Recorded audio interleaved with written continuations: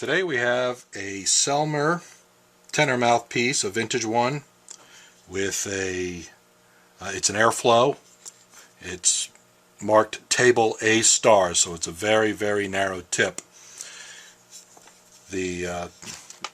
Like most vintage mouthpieces of the era, it has a very large throat, a very large chamber, bulb shape that's actually larger inside than the shank diameter of the neck cork.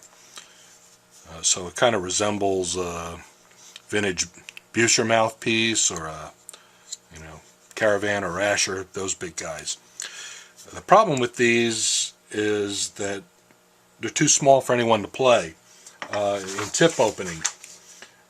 Some people say we should conserve these, but it's even too small for a beginner. It has like a 62 tip opening, and on tenor, I mean, even a beginner should have, at least a 70, if not a 80 tip opening to learn on. So the only way to make this usable for today is to open it up. So the client who owns this actually asked me to open it up to 100 tip opening. That's quite a jump. That's 40 thousandths. Give you an idea what 40 thousandths of an inch look like. I'll show you on my caliper. You open up a set of calipers until it reads 40, 39, or 41 or whatever, and that is how much we'd like to open the mouthpiece. Now, as it turns out, the tip of this mouthpiece, if you put your calipers on there and try to measure at the very end, I've taken this reading a few times, and I get anywhere from 46 to 50. So if the method to open this was just tip cutting, we'd come out to a very sharp edge up here. And you may even get so sharp that you have to trim back the edge. You can do that on some mouthpieces, but the more you do that, it becomes even more and more distorted from what it originally was. This is a good candidate for a technique called tilting the table, or they sometimes call it a butt cut, a bias butt cut. It's where you try to take material off the flat area that the reed faces up against, the table, and take a wedge-shaped piece out of it. I'm going to draw you a sketch as to the strategy of trying to do this. So, see how good my drafting abilities are after a bunch of years of not doing much. But anyhow, the straight edge, first we'll start with, this will be the table of the mouthpiece.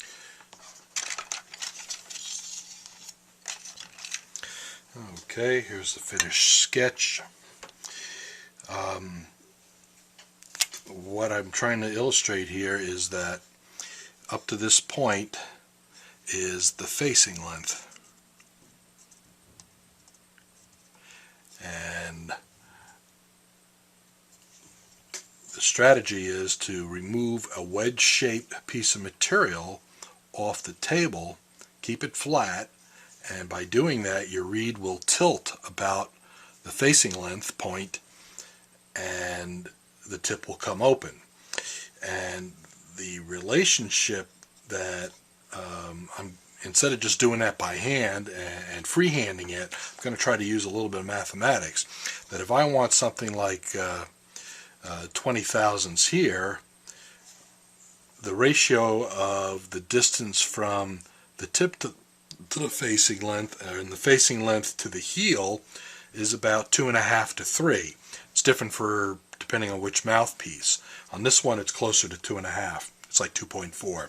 So if you wanted 20 thousandths to gain on the tip, it would be about 50 thousandths that you would have to take off of this heel here.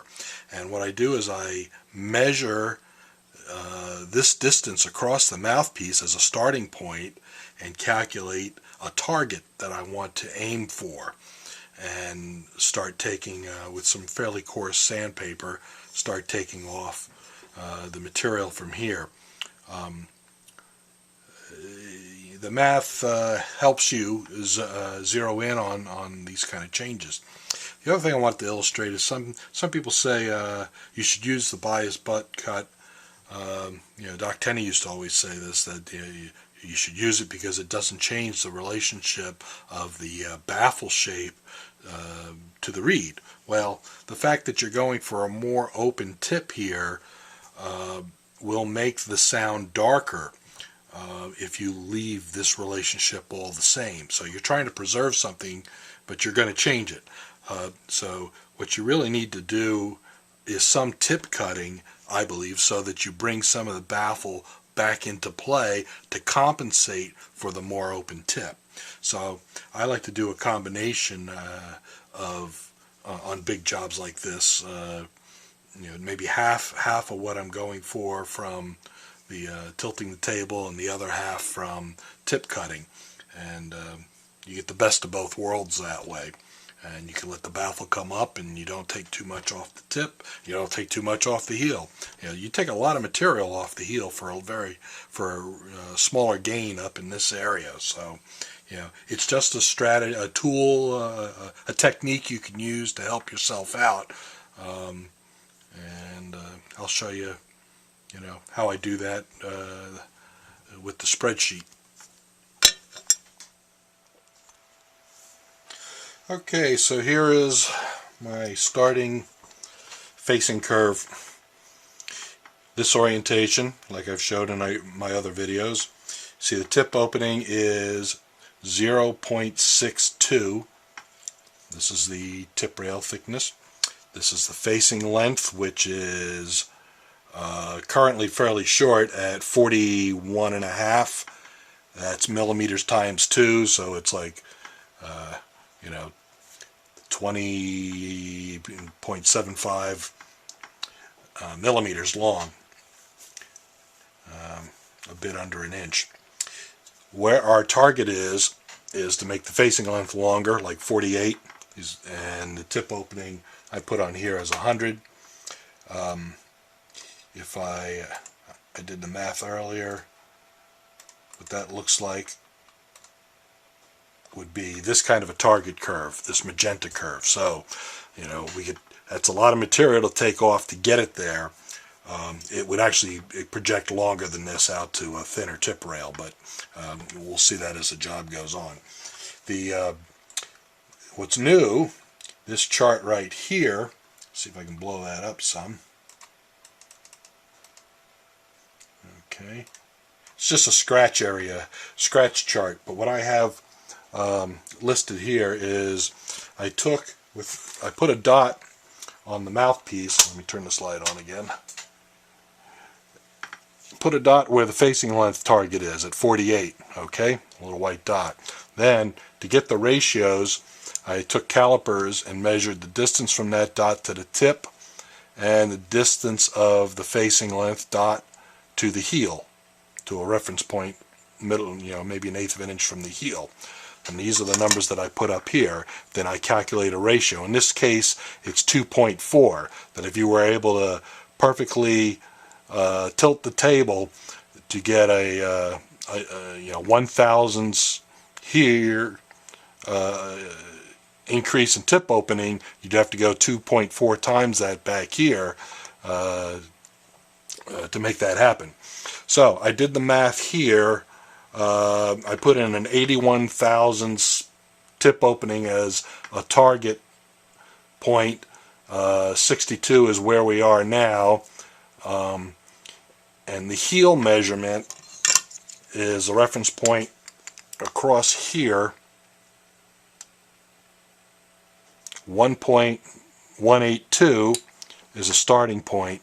And then I did the math using the ratio information and how much I want to go on the tip to figure out how much I have to make the heel smaller. And that comes out with a target of 1.136, which is 46,000 smaller. This current line is going to track my progress between where I start and where I end. So right now the current is the same as the start. So in order to gain 19 thousandths on the tip opening, I have to go 46 thousandths on the heel. So what if I made that 0.082? You know, then I'd have to go 48 thousandths instead of 46. So there's, you can see how that works. And this is approximate to help you, in real life, it may not go quite that smoothly.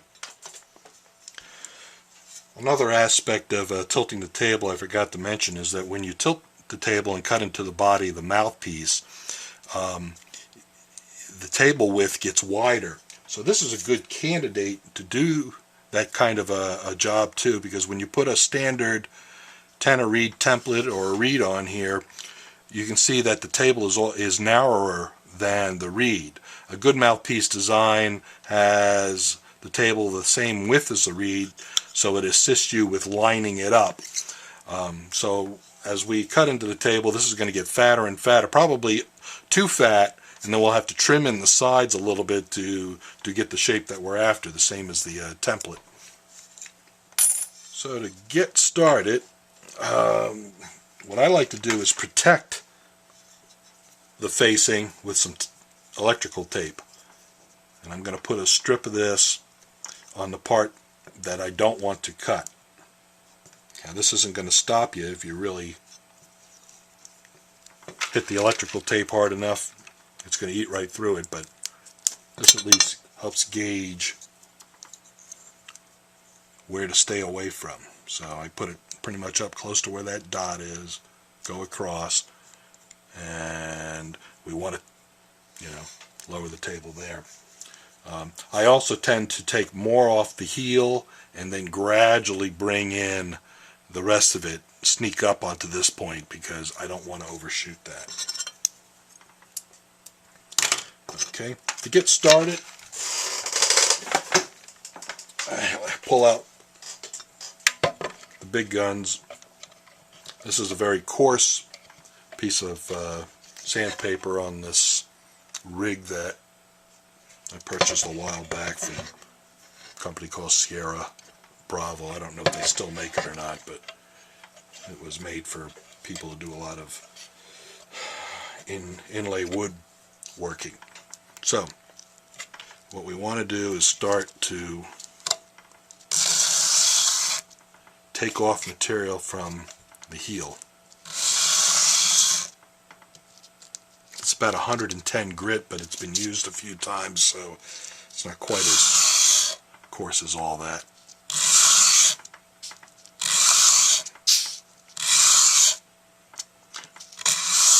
Now, if you had a good machine shop rig, you might be able to machine off a wedge.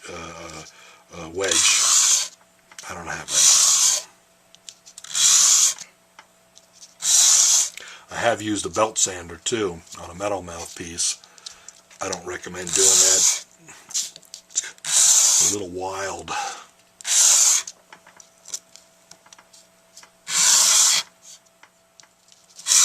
So it's easy to see from the brown marks on the table where you're removing. I'm trying to stay away from this. A couple little, gotten close a couple times,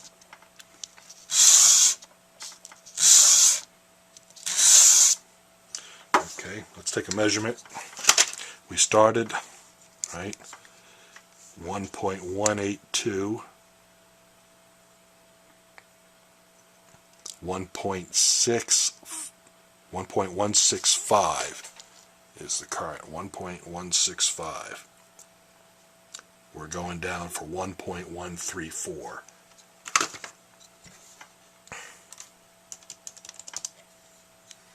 So we're about a third of the way there.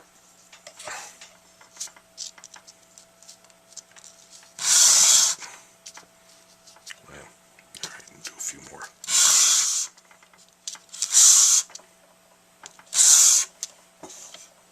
Okay, you can already see how the heel's widened up quite a bit. Let me find my tenor reed.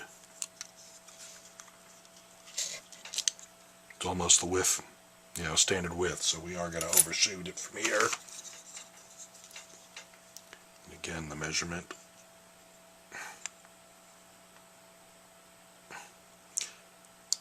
Whoops, something's tilted or I lost my 0. 1.156.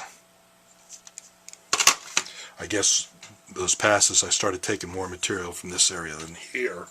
Try to do that, get that going. So we're about halfway there.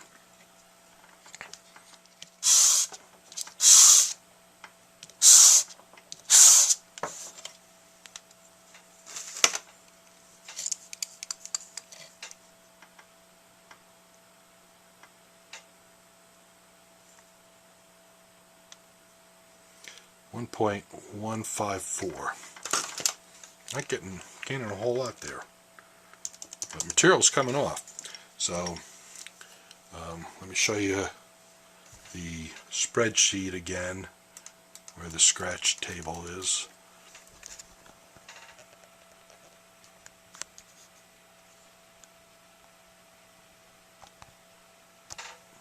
So you can see 1.154 is the current low, and so we're part way between where we started and ended. Tip opening I haven't measured. I can measure that, and we can see. I'll just use this dial gauge and get a quickie measurement. It'll be within a thousandth or two. The thing is, if I don't have the yeah, this isn't going to give it accurate. Actually, it's measuring at like 93 because my pivot point right now is closer to like back here rather than here. So we're not going to get accurate measurements until we start doing a little more finesse work. So we'll get the heel in and then we'll start tilting it towards the right pivot point. Okay, after a bit of work, you can see that the table is now wider than our reed template by a little bit.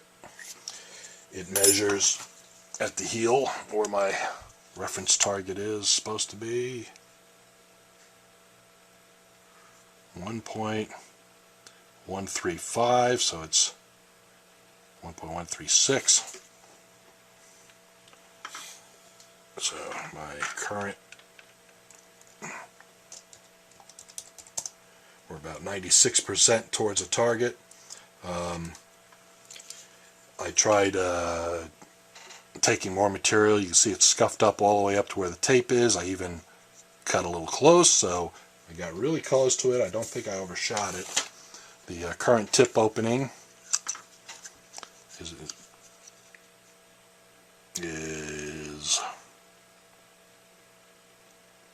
0.095.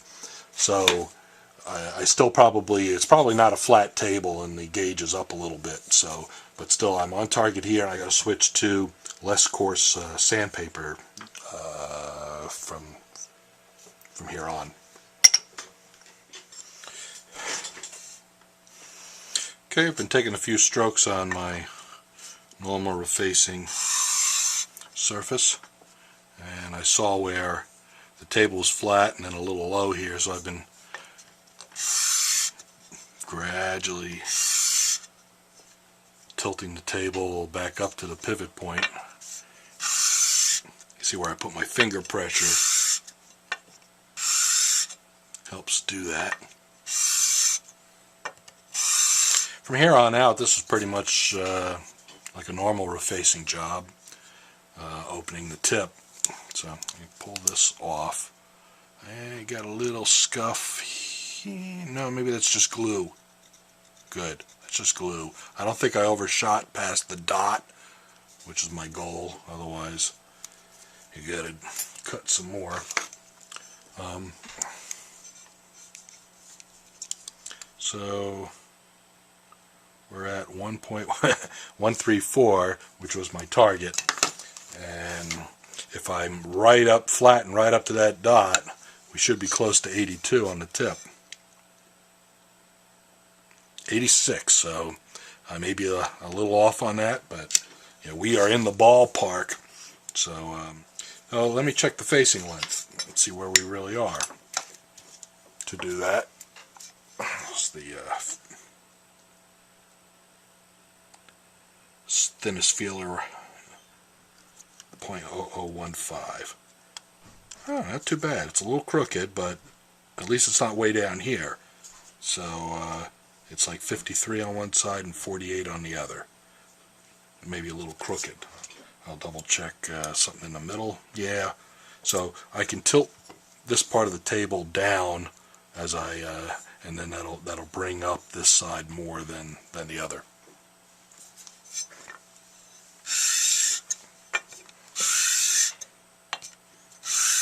So I'm kind of leaning the mouthpiece that way.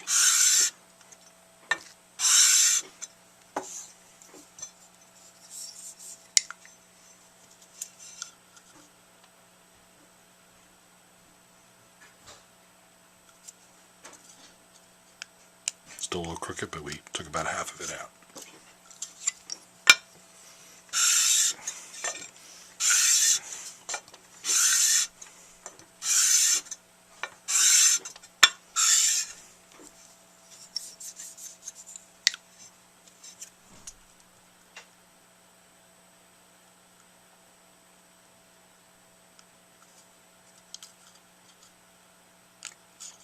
Our target's 48, and we're like 50 on one side, 49 and change on the other.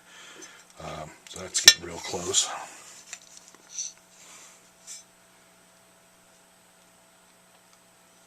And we're about 0.85 still. So we're on our way. So I'm not going to show you the entire rest of the facing job. We'll just come in after I've gotten this where I wanted. Okay, we're at 48 right now from the table tilting, and I believe the table's pretty flat.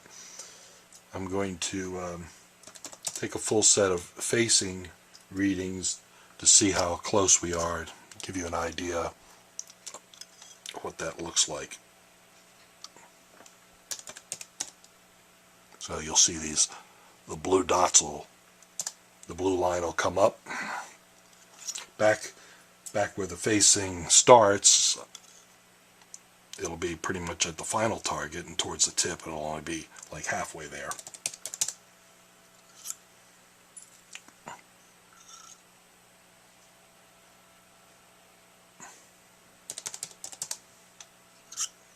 Though the first half is even closer than I thought, but I've seen that happen before.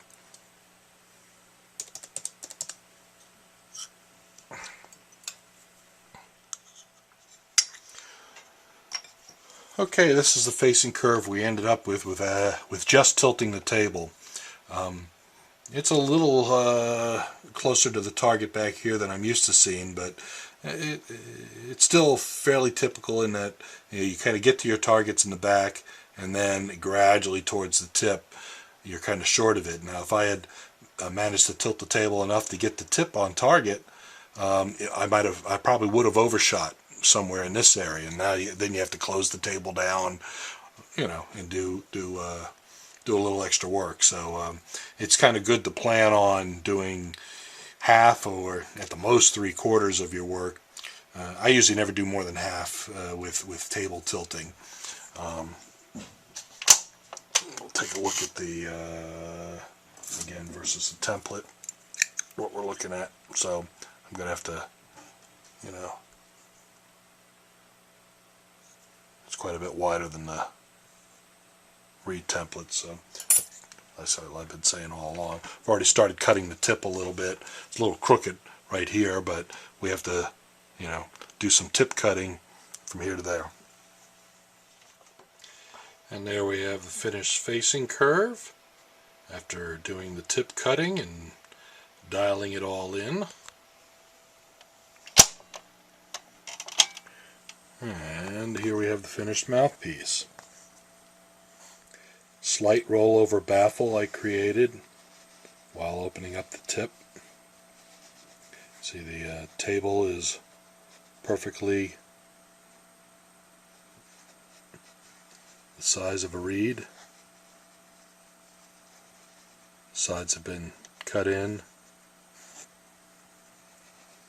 and finished all the way back to the original finish, marked with my numbers, which indicates I did the facing and what the shape of the facing curve is to me. So there you have a usable Selmer airflow at a 100 tip opening.